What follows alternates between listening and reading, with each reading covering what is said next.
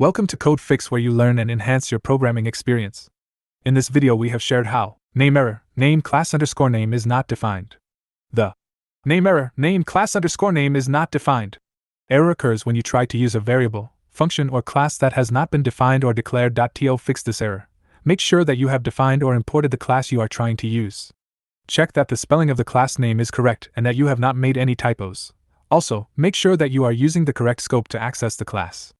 If the class is defined in a different module or file, make sure that you have imported it properly. Here's an example of how to define a class and instantiate an object of that class. When you run this code, you will get this kind of error. In this example, we define a class called myClass and initialize it with a constructor that takes a name parameter.